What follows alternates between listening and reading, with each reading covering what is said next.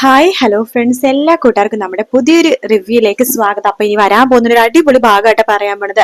അതിനു മുമ്പ് ഇന്നത്തെ എപ്പിസോഡ് ജസ്റ്റ് ഒന്ന് പറഞ്ഞു പോകാം. അങ്ങനെ നമ്മുടെ ദേവീനെയും ഗോമതിനെയും കേറ്റിക്കൊണ്ട് മീനാക്ഷിയാണെന്നുണ്ടെങ്കിൽ വണ്ടീന്റെ ഉള്ളിലേക്ക് കയറുന്നുണ്ട്. അപ്പൊ അതിനു മുമ്പ് നമ്മുടെ ഗോമതിയാണെങ്കിൽ ദേവി അടുത്ത് പറയുന്നു കേട്ടോ, അയ്യോ എന്ത് നല്ല കാർ, എന്ത് ഭംഗിയ കാർ കാണാനായിട്ട് എന്നൊക്കെ പറയുമ്പോ അപ്പൊ ദേവി പറയണ്ട, ഏത് ഈ കാറോ, അമ്മയുടെ കണ്ണിന് എന്തെങ്കിലും കുഴപ്പമുണ്ടോ? അമ്മ വേറെ കാറൊന്നും കണ്ടിട്ടില്ലല്ലോ, അതുകൊണ്ട് അമ്മക്ക് ഇത് നല്ല ബെസ്റ്റ് കാറായിട്ട് തന്നെ തോന്നും.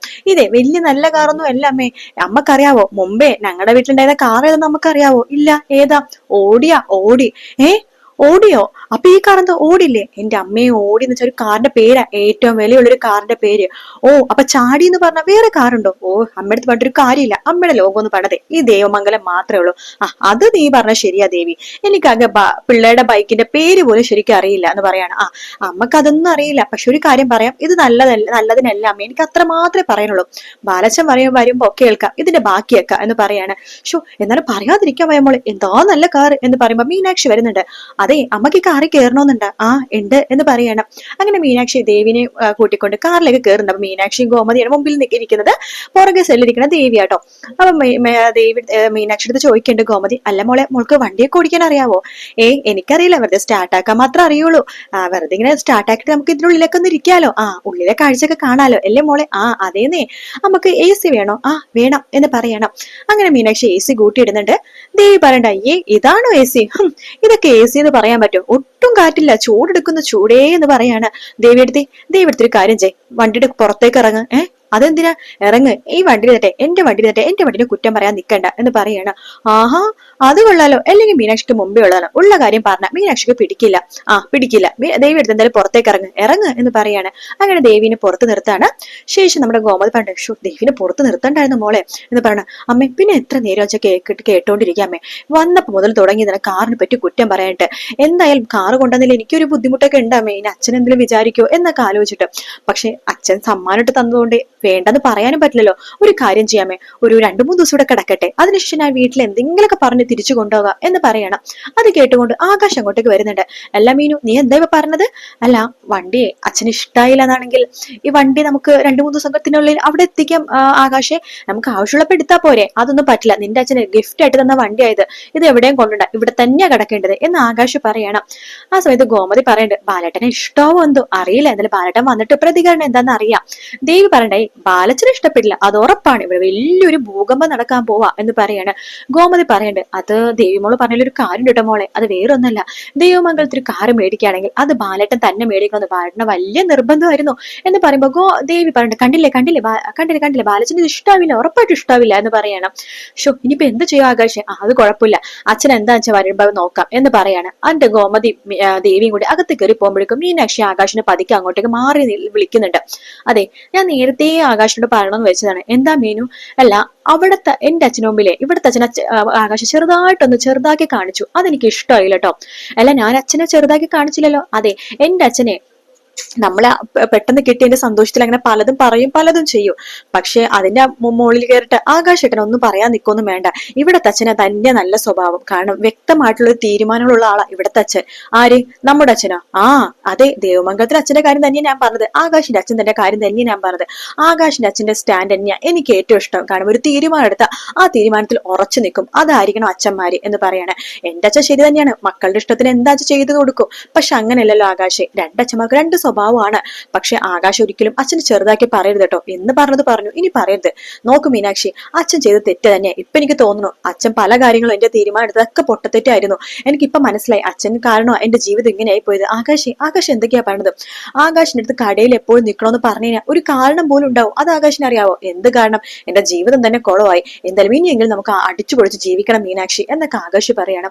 ആകാശിന്റെ മാറ്റം മീനാക്ഷിക്ക് ഒട്ടും തന്നെ ഉൾക്കൊള്ളാൻ പറ്റുന്നില്ല. ആകാശ് എന്താ ഇങ്ങനെയായി പോയത് എന്ന രീതിയിൽ മീനാക്ഷിയുടെ മുഖമൊക്കെ ആകെ മാറുന്നുണ്ട്. അതേസമയം ആകാശം മീനാക്ഷി വീണ്ടും വീണ്ടും ഇത്രയിടത്തും ആയിടത്തും മാറി മാറി ചോദിക്കുന്നുണ്ട്, നിങ്ങൾക്ക് എന്തെങ്കിലും പ്രശ്നമുണ്ടോ എന്ന്. അപ്പൊ അവര് ഇല്ല എന്ന് തന്നെ പറഞ്ഞുകൊണ്ടിരിക്കണം കേട്ടോ. ബാലനാണെങ്കിൽ കടയിൽ ഒരു സമാധാനം ഇല്ല, ധർമ്മനോടൊക്കെ പറയുന്നുണ്ട്. ഷോ, എന്നാലും ആകാശ് മാറിപ്പോയല്ലോ എന്ന് പറയുമ്പോ, എന്റെ അളിയ, ആകാശിന് ഒരു മാറ്റവും ഇല്ല എന്ന് പറയുമ്പോ തന്നെ ഒരു കടയിൽ ഒരാള് വരുവാട്ടോ, കസ്റ്റമർ വരുവാണ്. എന്റെ ബാലേട്ട, എത്ര നേരം സാധനങ്ങൾ വീട്ടിലെത്തിക്കാന്ന് പറയണോ, ഇതുവരെ എത്തിച്ചിട്ടില്ലല്ലോ. അയ്യോ, ഒരു 15 മിനിറ്റ് ഇപ്പൊ എത്തിക്കാം എന്ന് പറയണം. അങ്ങനെ ധർമ്മം പറയണ്ട്, അളിയ, ഞാൻ പോയി എത്തിച്ചോ കൊടുത്തോളാം എന്ന് പറഞ്ഞിട്ട് ധർമ്മൻ അവിടെ നിന്ന് ഇറങ്ങുവാട്ടോ. അവിടെ നിന്ന് ഇറങ്ങിയ ധർമ്മൻ ആകാശിനെ ഫോണിൽ വിളിക്കാണ്. ആകാശേ, നീ ഇത് എവിടെയാന്ന് ചോദിക്കുമ്പോ ഞാൻ വീട്ടിലുണ്ട്. ദേവമംഗലത്തോ? അതെ. പിന്നെ നീ എന്താ കടയിൽ വരാത്തത്? ഓ, എനിക്ക് കടയിൽ വരാൻ തോന്നിയില്ല, ഒട്ടും വയ്യ, ഞാൻ ഇവിടെ ഇരിക്കുകയാണ്. അല്ല, ഇവിടെ ഇടുപ്പത് പണിയുണ്ട്. ഓ, പണി ഇത്ര നാൾ ഞാൻ എടുത്തില്ലേ, ഇനിയിപ്പൊ എനിക്ക് വയ്യ അവിടെ വരാനിട്ട്. ആകാശ്, നീ എന്തൊക്കെയാണ് ഇങ്ങനെ പറഞ്ഞത്? സാധാരണ ഗോമതി സ്റ്റോഴ്സ് തിരക്കുണ്ടെന്ന കാരണം നീ ഏത് ജോലിയും വിട്ട് ഓടി വരുമായിരുന്നല്ലോ. അതൊക്കെ പണ്ട്, ഇപ്പൊ അങ്ങനെയൊന്നും അല്ല എന്ന് പറഞ്ഞു. ഇപ്പൊ കാര്യങ്ങളൊക്കെ ഞാൻ മനസ്സിലാക്കി തുടങ്ങി. എടാ, നീ എന്തൊക്കെയാണ് പറഞ്ഞത്? ഇമ്മാതിരിന്ന് അളിയനോട് സംസാരിക്കരുത് കേട്ടോ. അളിയന് വിഷമോ അച്ഛനെ വിഷമോ ആയാലും ഇല്ലെങ്കിലും ഇനി മുതൽ ഞാൻ പറയേണ്ട കാര്യങ്ങളൊക്കെ ആരുടെ മുഖത്ത് നോക്കിയിട്ടും പറയും എന്ന് പറയണം. അത് കേൾക്കുമ്പോൾ ധർമ്മനും വല്ലാത്ത ബുദ്ധിമുട്ട് തോന്നുന്നുണ്ടോ. ഇവൻ എന്താ ഇങ്ങനെ എന്ന രീതിയിൽ. ശരിയാ അളിയൻ പറഞ്ഞത്, ഇവന്റെ സ്വഭാവത്തിൽ ആകെ ഒരു മാറ്റം എന്ന് ധർമ്മനും മനസ്സിലാവാണ്. അങ്ങനെ ആകാശം ഒരു കൂസലില്ലാതെ അവിടെ തന്നെ അങ്ങനെ നിൽക്കുക കേട്ടോ. ബാലനാണെങ്കിൽ ഒരു സമാധാനവും ഇല്ല. വീട്ടിൽ പോവാൻ തന്നെ തോന്നണില്ല. പിള്ളേരുടെ സ്വഭാവമൊക്കെ ആകെ മാറി മാറി പോകുവാണല്ലോ എന്നൊക്കെ ആലോചിച്ചപ്പോ ചേട്ടൻ ഒരുപാട് സമാധാനിപ്പിക്കുന്നുണ്ട്. എടാ ബാല, നീ വീട്ടിൽ പോണം. നോക്ക്, പിള്ളേര് കല്യാണം കഴിഞ്ഞാൽ അവർക്ക് കല്യാണം കഴിച്ച വീടും അവരുടെ വീട് തന്നെയല്ലേ. അവർ ആ വീട്ടിൽ നിന്നിട്ട് നോക്കണേ, നമ്മൾ അഭിമാനിക്കല്ലേ വേണ്ടത്. അത് ശരിയാ. പിന്നെ രാമേട്ടാ, എന്ന് ആകാശ് പറഞ്ഞിരുന്നു, വീട്ടിൽ വരുമ്പോ ഒരു സർപ്രൈസ് ഉണ്ട്, ഒരു സന്തോഷം ഉണ്ടെന്ന്. ആഹാ, എന്നിട്ടാണ് നീ ഇവിടെ നിൽക്കുന്നത്? എത്രയും പെട്ടെന്ന് പോ. എന്താ സന്തോഷ വാർത്ത എന്നൊന്നും അറിയാലോ.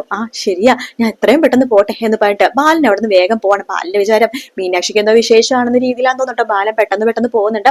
ആ ഭാഗമാണ് ഇന്നത്തെ എപ്പിസോഡിൽ ലാസ്റ്റ് കാണിച്ചത് കേട്ടോ. അതിനിടയിൽ പിന്നെ ആനന്ദിനോടൊക്കെ സംസാരിക്കുന്ന ഭാഗമൊക്കെ ഉണ്ട്. അതൊന്നും വലിയ ഇമ്പോർട്ടന്റ് ഇല്ലാത്ത ഭാഗമാണ്. എന്തായാലും നാളെ ആണെന്നുണ്ടെങ്കിൽ നമ്മുടെ ബാലൻ ഈ വണ്ടി കാണണം. ബാലന് ശരിക്കും പറഞ്ഞാൽ ദേഷ്യം വരും കേട്ടോ, വേറൊന്നുമല്ല. ബാലിന്റെ ഒരു ആഗ്രഹമാണ് ബാലിനൊരു വണ്ടി മേടിച്ച് ദേവമംഗലത്ത് ഇടണോന്നുള്ളത്. അത് ഗോമതിയുടെ വീട്ടുകാരെ കാണിക്കാൻ വേണ്ടിയിട്ടാണ്. പക്ഷെ അതൊന്നും ഇന്ന് നടക്കില്ലെന്ന് അറിയുമ്പോൾ ബാലിന് ചെറിയ വിഷമമൊക്കെ ആവും. ആദ്യമൊക്കെ കുറച്ച് പൊട്ടിത്തെറി കാണിക്കുന്നുണ്ടെങ്കിലും ബാലൻ പിന്നെ പതുക്കെ ശരി, പിള്ളേരുടെ ഇഷ്ടമല്ലേ, എന്താച്ചാൽ നടന്നോട്ടെ എന്ന് വിചാരിക്കുകയാണ്. ആകാശാണെങ്കിൽ സ്വഭാവം ആകെ മാറിയിട്ട് എല്ലാത്തിനും ബാലിന്റെ കുറ്റം മാത്രം പറയാണ്. പക്ഷെ മീനാക്ഷി ബാലിന്റെ കൂടെ തന്നെ നിൽക്കണം. ബാലന് ഒരു വാക്ക് മീനാക്ഷി കൊടുക്കണ്ട. അച്ഛൻ ഒന്നും കൊണ്ട് വിഷമിക്കണ്ട. ആകാശിന്റെ സ്വഭാവം മാറിയത് മാറിക്കോട്ടെ, പക്ഷെ എന്റെ സ്വഭാവം ഒരിക്കലും മാറില്ല. ഞാൻ അച്ഛന്റെ പക്ഷത്ത് തന്നെയാണ്. അച്ഛനെ വേദനിപ്പിക്കണതൊന്നും ഞാൻ ചെയ്യില്ല. നാളൊരു സമയത്ത് ആകാശം ഇവിടുന്ന് ഇറങ്ങി എന്റെ വീട്ടിൽ പോയി നിൽക്കാന്ന് പറഞ്ഞാലും ഞാൻ ഒരിക്കലും ഈ വീട്ടിൽ നിന്ന് ഇറങ്ങില്ല. അത് ഞാൻ അച്ഛനെ വാക്ക് തരാണ്. ഞാൻ പോവാത്ത വീട്ടിൽ ആകാശം പോവില്ല. അച്ഛനെ ആ ഉറപ്പ് പോരെ, അച്ഛനെ എന്നെ വിശ്വാസം ഇല്ലേ എന്ന് മീനാക്ഷി ചോദിക്കുമ്പോ ബാലൻ പറയും, അതേ മോളെ, എനിക്ക് ഇവിടെ ഈ വീട്ടില് ഇപ്പൊ ഏറ്റവും വിശ്വാസമുള്ളത് നിന്നെ തന്നെയാണ്. കാരണം നിനക്ക് ഉറച്ച തീരുമാനമുണ്ട്. എന്റെ പോലത്തെ അതേ സ്വഭാവം തന്നെയാണ് നിന്റെയും. അതെനിക്കും തോന്നിയിട്ടുണ്ട് അച്ഛന്റെ ഉറച്ച തീരുമാനം തന്നെയാ, എനിക്കും അങ്ങനെ തന്നെയാ. അതുകൊണ്ടാണ് എനിക്ക് ഏറ്റവും ഇഷ്ടം, ഈ വീട്ടിലെ ഏറ്റവും ഇഷ്ടം അച്ഛനെയാണ് കേട്ടോ എന്ന് മീനാക്ഷി പറയണം. മീനാക്ഷിയുടെ വാക്കുകളെ ബാലിന് ഭയങ്കര സമാധാനമാവും കേട്ടോ. അത് മാത്രല്ല, ആകാശ സ്വഭാവം മാറി എപ്പോഴും ബാലിനോട് വഴക്ക് തന്നെയാണ്. അപ്പൊ അതിന്റെ പേരില് ആര്യനും ആനന്ദൊക്കെ ആകാശിനെ ഉപദേശിക്കുന്നുണ്ടെങ്കിൽ അവരൊന്നും ആകാശ് അത് കേൾക്കത്തില്ല കേട്ടോ. ആകാശാണെങ്കിൽ മീനാക്ഷിയുടെ വീട് മാത്രം മതി. ഇപ്പൊ അവിടുത്തെ സുഖ സൗകര്യങ്ങളൊക്കെ കിട്ടിയപ്പോ ആകാശിന്റെ സ്വഭാവം ആകെ മാറി. ദേവിയാണെന്നുണ്ടെങ്കിൽ ഈ വീട് എങ്ങനെ ഈ കാർ എങ്ങനെയെങ്കിലൊക്കെ ഒന്ന് പണ്ടാരടങ്ങിയാൽ മതി എന്ന രീതിയിലാട്ടോ. അപ്പൊ വീട്ടിൽ വിളിച്ച് പറയണം, അമ്മ ഈ കാർ ഒരു ശല്യമാണ്, എന്തെങ്കിലൊക്കെ ചെയ്യും, അച്ഛനോട് എന്തെങ്കിലൊക്കെ ഒന്ന് ചെയ്യാൻ പറയാമ്മേ എന്ന് ഫോം വിളിച്ച് പറയുമ്പോ ഉദയഭാനു പെട്ടെന്ന് തന്നെ ഇങ്ങോട്ട് വരും. വേറെ ഒന്നിനല്ല, അവർക്കൊരു കാറ് മേടിച്ചു കൊടുക്കാൻ പറ്റുമെന്നില്ല. പക്ഷെ ഉള്ള മീനാക്ഷിയുടെ കാർ അടിച്ച് പറിച്ച് വെളിയിൽ കളഞ്ഞു കഴിഞ്ഞാൽ അത് കൃഷ്ണമംഗലക്കാരുടെ തലയിൽ കെട്ടിവെക്കാം, അല്ലെങ്കിൽ ബാലന്റെ തലയിലും കെട്ടിവെക്കാം. ബാലിന് ഇഷ്ടമില്ലാത്തതുകൊണ്ട് ബാലൻ എന്തെങ്കിലും ചെയ്തെന്ന് വിചാരിച്ചോളൂ. അപ്പൊ അതുകൊണ്ട് ആ കാറാണ് ഇപ്പൊ ദേവിയുടെ വീട്ടുകാരുടെ മുഖ്യ ശത്രു. അതുകൊണ്ട് തന്നെ കാറ് നാളൊരു സമയത്ത് ഇടിച്ചു പരന്നാലോ കത്തിച്ചു കളഞ്ഞാലോ ഒക്കെ കൃഷ്ണമംഗലത്തിലെ അലോകിന്റെ തലയിലേ വീഴുള്ളൂ. എന്തായാലും നല്ല അടിപൊളി ഭാഗം തന്നെയൊക്കെ ഈ കാറിന്റെ പ്രശ്നത്തിൽ വരാൻ പോട്ടോ. ഒരു കാര്യം ഉറപ്പാണ്, ഈ കാർ അധികം നാൾ എന്തായാലും ദേവമംഗലത്ത് കാണില്ല. അത് തന്നെ താനെ മീനാക്ഷിയുടെ അച്ഛന്റെ വീട്ടിലേക്ക് തന്നെ, മീനാക്ഷിയുടെ വീട്ടിലേക്ക്, സ്വന്തം വീട്ടിലേക്ക് തന്നെ പോയിക്കോളും. കാത്തിരുന്ന് കാണാം. വീഡിയോ ഇഷ്ടപ്പെടുകയാണെങ്കിൽ ലൈക്ക് ചെയ്യാനും സബ്സ്ക്രൈബ് ചെയ്യാനും കമന്റ് ചെയ്യാനും മറക്കല്ലേ. മറ്റൊരു വീഡിയോ കാണാം friends. Take care. Bye bye.